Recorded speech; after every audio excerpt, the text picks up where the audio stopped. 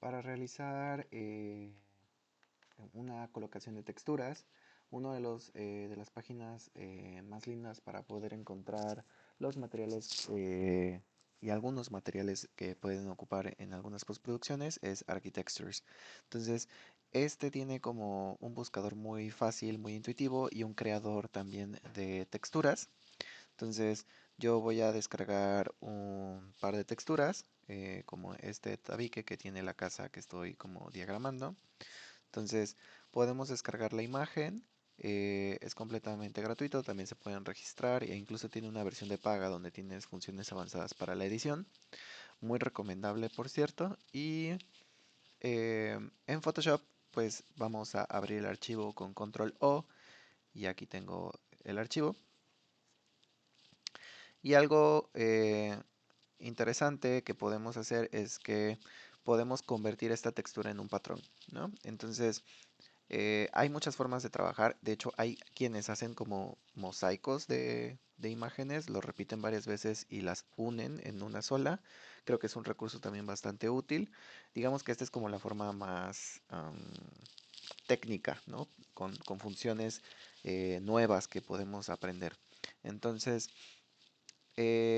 vamos a agarrar esta imagen que tengo en este y voy a irme a edición y le vamos a dar donde dice definir patrón. Está justo debajo de definir punta de pincel y me va a preguntar el nombre. Yo le voy a poner ladrillo rojo y le voy a dar OK, ¿sale? Entonces, de esta manera yo puedo ahora sí regresarme a mi canvas y voy a poder seleccionar, por ejemplo, un rectángulo con la tecla M. Voy a hacer un rectángulo más o menos de este tamaño.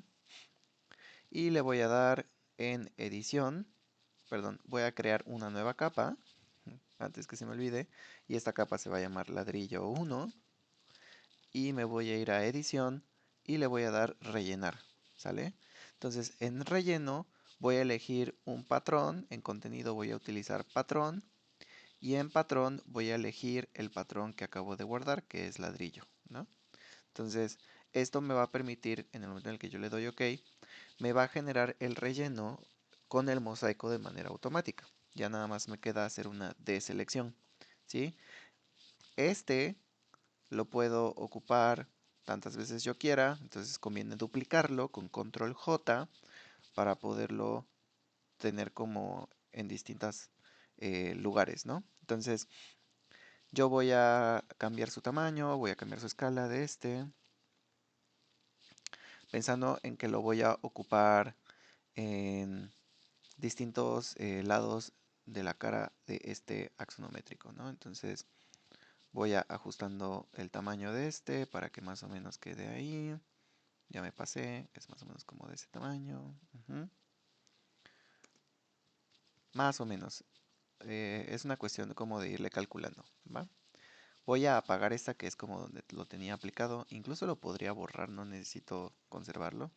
Em, y me voy a acercar un poquito más a mi área de trabajo. Ok, bueno, lo que tengo son estas dos caras. No hay mucha ciencia detrás de esto. Y lo que quiero hacer es que voy a deformarlos para que tengan esta posición de axonométrico, justo como lo hice en unos videos anteriores con una flecha. Voy a activar control T para activar las herramientas de transformación y voy a ocupar la inclinación y el desplazamiento horizontal utilizando el 30 más 30 o por ejemplo 30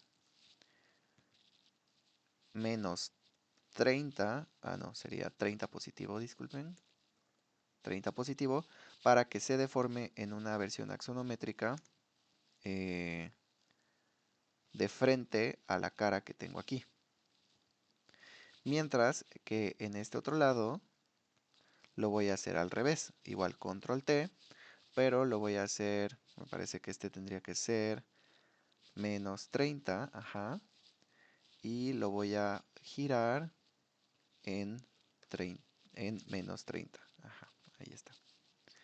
Y le voy a dar Enter, Done, y voy a tener como estas dos caras como en axonometría, ¿sí? Y bueno, Ahora, lo que sigue es que voy a sobreponerlo, ¿sí? Lo voy a sobreponer para más o menos tenerlo un poquito ahí en comparación. Y voy a bajarle la opacidad un poco para poder ver. Entonces yo creo que con una opacidad del 50 voy a poder ver a través de la textura. Y lo que voy a hacer es que me voy a regresar a donde están mis aristas para poder hacer la selección con mi varita mágica, que recuerden se activa con la tecla W de mi teclado, para poder hacer la selección de estas tres caras que son paralelas entre sí. Y me voy a regresar a mi ladrillo para hacer una máscara, ¿sí? La puedo hacer aquí o la puedo hacer acá, ¿sí? Entonces hago mi máscara y se me van a recortar las texturas de acuerdo a la superficie que tengo seleccionada.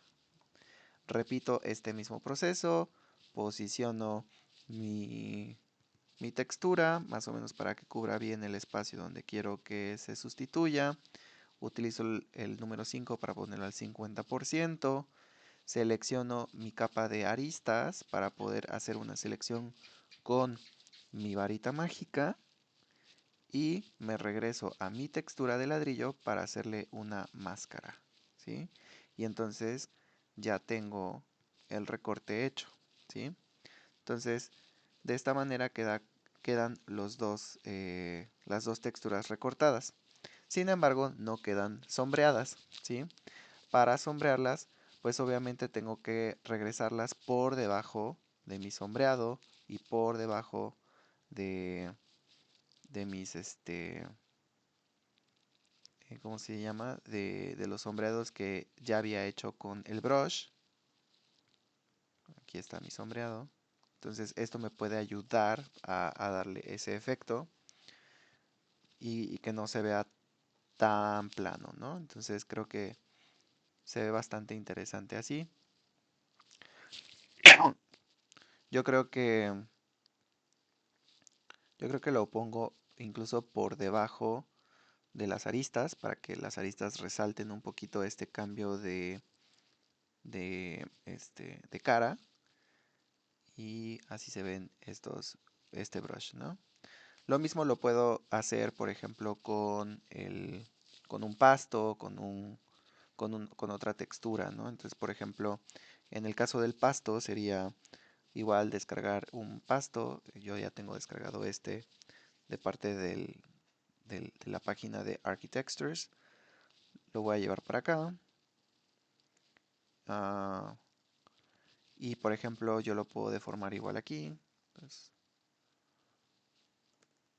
30 y no, menos 30 para tener como este pastito. ¿Sí? Y lo voy a sobreponer un poco al recuadro de la axonometría. Igual puedo definirlo como un patrón y utilizarlo de relleno. Em, y de nueva cuenta repito el proceso. Surto cambios, lo pongo al 50, selecciono las aristas correspondientes, me regreso a mi pasto, que por ahí ha de andar, ajá, y le genero su máscara, ¿no? Y ahí está mi pasto recortado. Ahora, con el pasto recortado vamos a generar un último efecto de capa, dándole doble clic a la orilla de la capa seleccionada. De hecho, le vamos a cambiar el nombre a pasto para que de una vez no se nos olvide que ese es su nombre. Ahí está. Estoy en pasto. Y hay uno que se llama Inner Glow, o perdón, Inner Shadow, ¿sale? Inner Shadow es muy lindo porque lo que hace es que me va a generar un sombreado al interior de la figura de la capa. Entonces, por ejemplo, este lo podemos hacer con Multiply.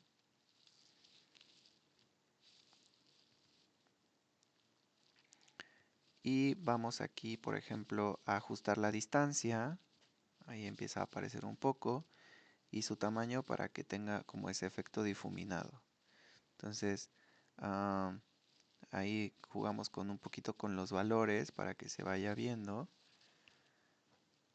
Y más o menos ahí se ve la intensidad. Incluso puedo jugar con la dirección del ángulo de la sombra, por ejemplo, para que coincida un poquito con el volumen eh, de la casa, eh, como que cause un efecto como verdaderamente sombreado. Ahí está. Y le doy OK. Entonces, juego con la opacidad un poquito para que no se vea tan pesado. O sea, por ejemplo, ahí creo que me gustaba como en 50% y así se ve mi aplicación de la textura.